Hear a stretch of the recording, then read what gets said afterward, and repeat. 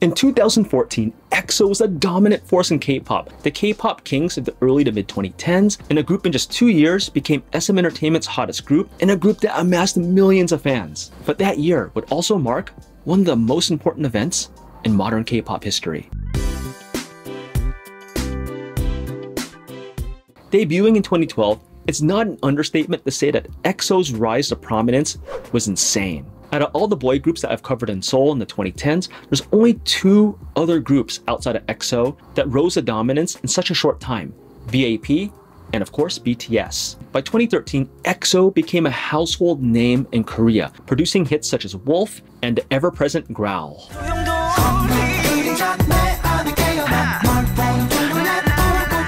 And oh boy, I have a personal story about Growl, and I still have PTSD on the song. And that's because I've heard that song at least 80 times. And no, that is not an exaggeration. Between 2013 and 2014, I've seen him perform at fan meetings, behind the scenes meetings, concerts, music shows, and award shows. And you know, I can say that I can norebang this song to this day. I memorized probably at least 80 to 90% of the lyrics still. I have heard enough Growl to last a lifetime and probably rival even EXO-L's. Oh man, I don't know if I'm proud to say that. Oh man, you know, it's a banger, but hearing it so many times, it just does a number for you. By the beginning of 2014, EXO was the premier male group in K-pop, and it wasn't even close. Anything they touched would turn to gold. TV shows would experience a spike in viewership with EXO members on it, and concerts would sell fast. The craziness of EXO fans reached new levels, as the term rabid K-pop fans didn't do that phrase justice. These throngs of obsessed fans at every EXO showing showed just how dominant the group was during that time. With another smash hit and Overdose that year, as well as the 2013 Song of the Year Growl, EXO was on top of the K-pop world in their prime, yet 2014 would be the final year that they would have all 12 original members in the group.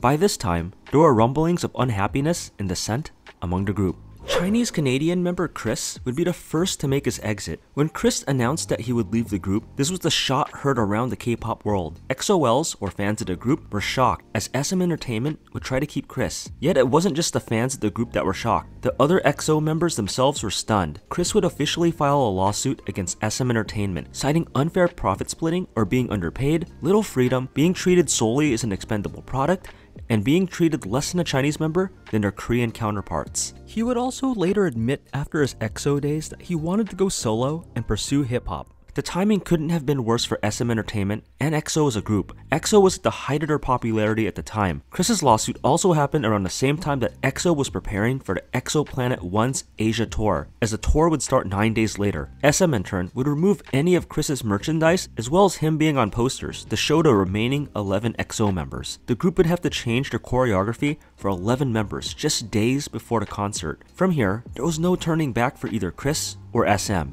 It was only a matter of time when Kris would officially leave the group. But Kris wouldn't be the only member to leave in 2014. Just 6 months later, on October 10th, Luhan would be the second member to file a lawsuit against SM Entertainment, citing many of the same reasons that Kris said: exhaustion, health problems, and being treated differently than the Korean members. While Kris and Luhan departed by the end of 2014, the group would continue as 10. It was reported shortly after Kris left that Tao felt that Kris betrayed him. Tao would post on Instagram that he felt that they were all left in the dark before he deleted that post. Tao would later say that he felt bad saying that about Kris, saying that they were close brothers, that Kris didn't even give Tao the heads up in secret that he was planning his escape from SM. Yet in a twist that would make a top 10 anime twists, Tao would also follow Kris and Luhan's exit. EXO would release their second studio album, Exodus, and embark on their second tour, Exolution, in March, their second tour in just 11 months. On August 24th, Tao would file a lawsuit against SM to terminate his contract, citing that he suffered injuries, received little pay, and was exhausted.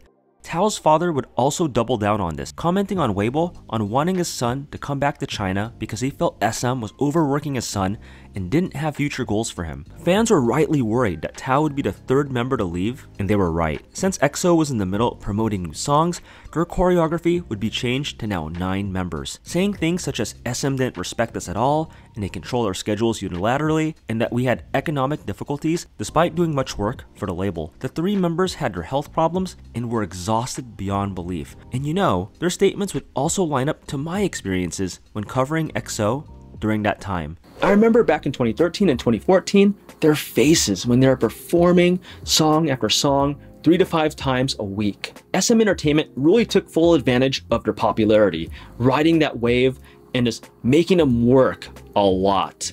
And I remember Kris's face and a couple other members during that time. They had the look of tiredness and disgust. And it's not the bad mouth some of the members EXO, it's just that I don't blame them.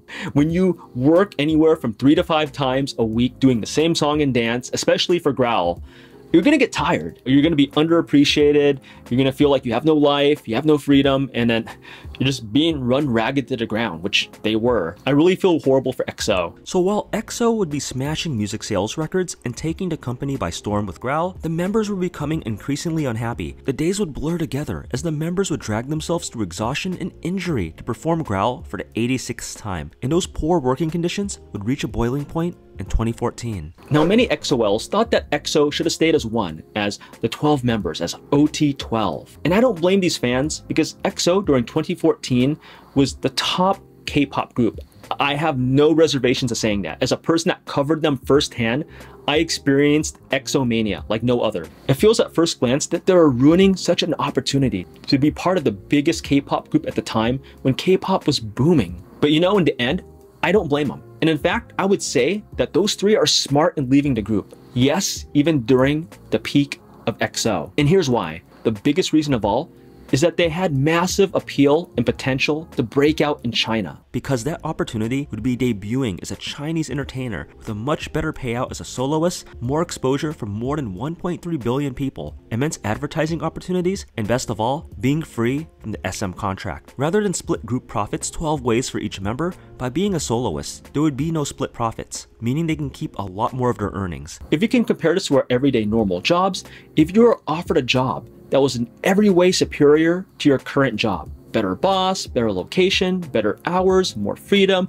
better pay, more benefits, you'd be a fool not to take that job. It's a strictly better job in pretty much every major metric. Now, I can understand if your company's like family and you don't want to leave, but at the end of the day, you got to look out for yourself as well as your family. And that's what we do in real life in our corporate jobs, and that's what EXO did as well. And this is one of the commonalities between K-pop stars and us normies, that we will look out for our best interests, and there's nothing wrong with that. So in the end, Kris, Luhan, and Tao took the superior option, at least to them, in leaving EXO and SM Entertainment. And I have to say again, they're quite wise in doing so. So looking at the aftermath, how did the former members in EXO fare after their breakup? For the 3 former EXO members, incredibly well. Kris would become a solo artist and actor back in China. Out of the 3, he's known to market both in China as well as overseas in North America. He would star in some box office #1 movies in China and would also star in some Hollywood films, such as the 2017 Vin Diesel XXX film. He would also play in the 2017 Celebrity NBA All-Star Game and collaborate with American rapper Travis Scott.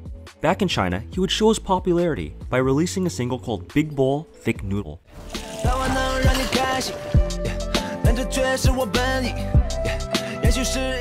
The music video was streamed over 90 million times on Chinese streaming site Miaopai. He would also tour China in 2019 and his live tour, and in 2020 release an extended play called Testing and have over 1 million in pre-orders. Luhan would also have incredible success post-EXO years, becoming the 2nd highest paid celebrity in 2017. Out of the 3 former EXO members, it's fair to say that he's been the most successful in China, as the Luhan hype is real. In his first year post-EXO in 2015, he'd already become a major star, winning the Best Digital Album at the QQ Music Awards for his first studio album, Reloaded. He would win Album of the Year in 2017. His albums routinely sold over 1 million copies each, and he's a huge star in China today. He's also starred in the Chinese remake of the original Korean film, Miss Granny, called 20 Once Again, and was in the film The Great Wall, and has been in several other films. He's also broke a world record for most deer antlers worn in one area by fans during one of his concerts. The guy's also an advertising magnet and had such an effect on the Chinese celebrity world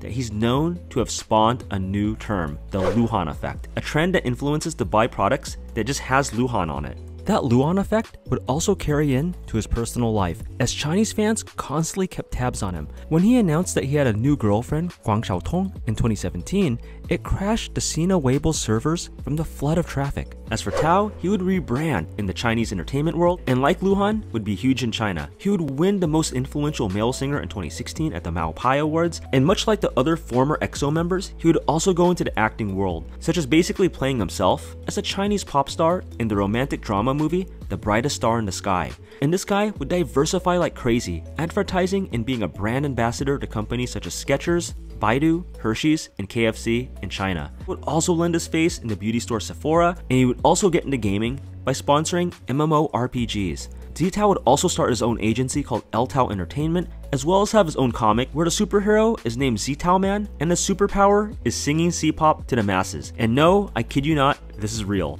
However, even though their Chinese careers exploded and they were no longer with EXO, the three wouldn't totally be free from SM Entertainment. Kris and Luhan's lawsuit would be settled in 2016 in a compromise with SM Entertainment. Their lawsuit would state that if they promoted in Korea or Japan, they must promote under SM until 2022. But if they promoted in other countries such as the US and China, they can choose whichever agency to work with. Kris and Luhan's Chinese companies would also give SM a cut in their profits until their SM contracts expired. With Z-Town, however, unlike Kris and Luhan, where they came to a compromise with SM, he would flat out lose his appeal, terminating his exclusive SM contract. As the Korean courts upheld that Tao should honor his contract, he would also be ordered to repay SM Entertainment for leaving early plus any additional interest for not paying it on time. Now the verdict in these three cases is quite a turn, as SM actually lost in previous injunction lawsuits with their other stars. SM would lose cases to Super Junior's Han Geng and former TVXQ members Jaejung, Junsu, and Yu Chun when they left to form JYJ. The three former EXO members' relationship would also be mended years after their EXO fallout. In one instance, Kris and Zitao would visit Luhan to help him fight his fear of flying and to escort him to the airport. This story trended on Chinese social media as the three finally buried any ill feelings toward one another. The three would also be involved in a music reality show called Produce Camp 2020 alongside FX's Victoria. The show is part of the Produce 101 series that was created in Korea, with the Chinese version being produced by CJE&M and developed by Tencent. Luhan and Tao would be the mentors on the show, with Kris being a special guest in episode 4. The three former EXO members would often reminisce about their EXO days, their training back then, and compare that EXO training to the training they're doing now as mentors. In 2019, the three stars all ranked highly in the top 100 celebrity earners in China. Zitao would rank number 35, Luhan in 13th, and Kris at 10th. This shows just how strong the three singers' careers took off post-EXO. Meanwhile, EXO continued to do extremely well, even as a 9-member group. The group would continue to sell out packed concerts for their tour, sell millions of albums, and would continue to have incredible branding. By the end of December 2015, the group was ranked 7th in the top 10 pop culture influencers in the country, the highest rank for a K-pop artist. By 2016, several of the members also started doing their own individual careers on the side, and from 2016 to 2019, the group would hit worldwide success, perform at the Pyeongchang Olympics, and continue to sell at least 1 million copies per album. Also in 2019, Baekhyun and Kai would join a new group on the side, Super M. But despite EXO's massive success in the 2010s, things were also changing in the K-pop scene. Unlike the early to mid-2010s, when they were the dominant #1 group, by the late 2010s, a new, incredibly powerful rival would emerge in BTS. The two groups would compete head-to-head in award shows, sales, and fans from 2016 on. Both EXO and BTS would be lionized as the two male groups of the 2010s that would revolutionize K-pop. In the end, both EXO and their former Chinese members became wildly successful after their divorce. The former EXO members forged their own path in China, while EXO does what they do best, entertaining the throngs of EXO-Ls. Kris, Tao, and Luhan's decision to leave EXO paid off in the end. So thank you for watching this video, and I'd love to know your take in the comments below. And as always, if you guys want some real talk on K-pop, some no fluff on K-pop, then please download my free ebook below. And until then, I'll see you in the next video. Take it easy, guys.